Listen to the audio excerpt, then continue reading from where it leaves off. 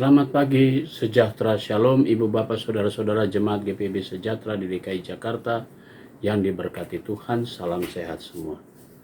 Saudara-saudara, langkah demi langkah kita, tidak terasa kita sudah ada di akhir pekan. Dan yang paling lebih utama, kita sudah berada di penghujung tahun 2022. Tinggal beberapa jam ke depan, saudara dan saya akan memasuki tahun baru 2023. Karena itu, pada kesempatan ini saya ingin mengucapkan selamat menyambut tahun yang baru. Percayalah, Tuhan Yesus selalu beserta dengan kita. Mari kita memasuki untuk kita mendengar kembali firman Tuhan di pagi hari ini. Kita berdoa. Bapa di sorga, pagi ini di penghujung tahun 2022, kami datang kepadamu mengucap syukur untuk semua karya dan penyertaan Tuhan. Kami akan membaca Alkitab yang berintikan firman Allah. Kami ingin menghayati renungan firman-Mu. Karena itu berikanlah kami Roh Kudus-Mu yang menguatkan kami dan memampukan kami untuk kami memahami dan mengerti firman-Mu. Dan kami berlakukan itu dalam setiap langkah hidup kami. Karena itu kami mau serahkan doa kami di pagi hari ini di penghujung tahun 2022 ke dalam tangan kasih setia Tuhan Yesus Kristus, firman yang hidup. Amin. Saudara-saudara, pembacaan Alkitab kita di penghujung tahun ini terambil dalam kitab Perjanjian Baru, Injil Lukas pasal 40, pasal 4 ayat 40 sampai 41. Penekanannya pada ayatnya yang ke-41 berkata demikian. Dari banyak orang keluar juga setan-setan sambil berteriak, "Engkau adalah anak Allah."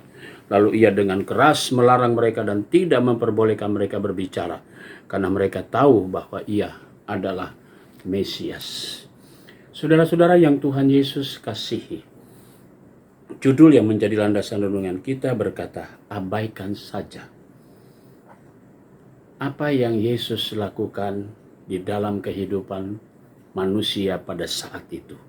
Sudah banyak tanda-tanda mujizat. Setan pun mengakui dia adalah anak Allah. Mari kita coba melihat dari sisi itu.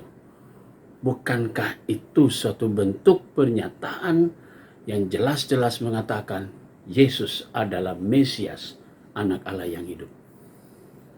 Kita yang hidup di zaman yang serba modern ini, mari kita semua diperhadapkan dengan berbagai macam pengajaran-pengajaran yang terkadang orang juga bisa mengelabui iman saudara dan iman percaya saudara dan saya.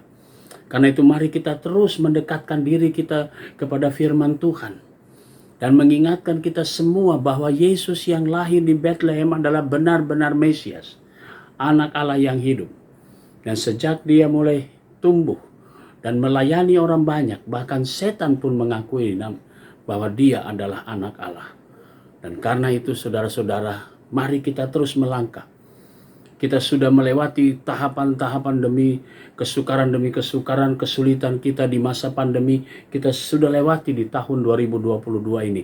Dan sebentar lagi kita akan memasuki tahun 2023. Tentu ada sukacita bagi kita. Dan ketika kita memandang ke depan, ada banyak tanda tanya besar dalam hidup saudara dan saya.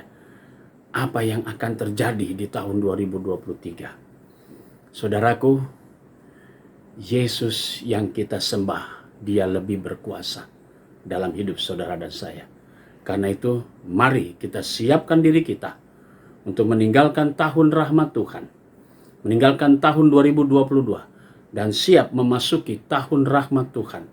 Tahun 2023 yang kita sendiri tidak tahu apa yang akan terjadi, tapi kita punya Tuhan Yesus yang adalah terang yang hidup, yang akan menerangi langkah saudara dan saya.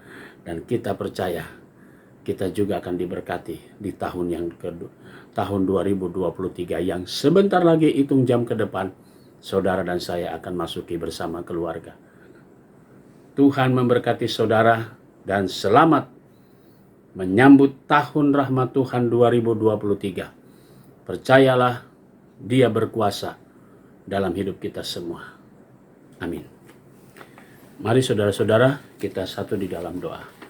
Bapa di surga, terima kasih untuk semua berkat Tuhan pagi hari ini. Kami sudah berada di penghujung tahun 2022. Pagi hari ini kami mau berdoa untuk jemaat Tuhan yang merayakan ulang tahun kelahiran adik Keliana Abigail Tumbelaka, adik Christian Melanto, Ibu Sarce Junarto Talarima, adik Jessica Elfrida Pasaribu, adik Carlita Evelyn Manalu. Tuhan berkati sukacita saudara-saudara kami yang merayakan ulang tahun kelahiran. Kami berdoa juga untuk jemaat Tuhan sektor pelayanan 1-5 yang dalam keadaan tubuh mereka yang lemah, baik yang ada di rumah sakit maupun yang ada di rumah. Tuhan, jamahan kuasa-Mu lebih besar. Karena itu kami serahkan mereka semua dalam tangan kasih setia Tuhan Yesus. Kami berdoa juga untuk para diakan penatua dari sektor 1-5. Kami berdoa juga untuk pelayanan mereka, keluarga mereka, bahkan karya kerja mereka. Kami berdoa untuk unit-unit misioner yang ada. Kami berdoa juga untuk Badan Pemeriksa Perbendaharaan Jemaat. Kami berdoa untuk pegawai kantor gereja, koster, keamanan, Satgas COVID-19. Tuhan berkati mereka semua. Bahkan semua yang ada, unsur-unsur yang ada di dalam GPIB Sejahtera, Tuhan Yesus berkati.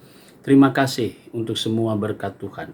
Kami mau berdoa juga untuk bangsa dan negara kami. Tuhan berkati para pemimpin kami. Tuhan berkati dari pusat sampai ke daerah, aparat-aparat keamanan TNI maupun kepolisian. Tuhan Yesus memberkati mereka semua.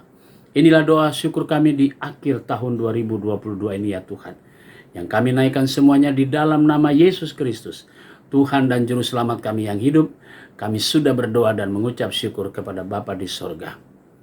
Amin. Selamat pagi. Selamat menyambut tahun yang baru. Tuhan selalu memberkati kita semua.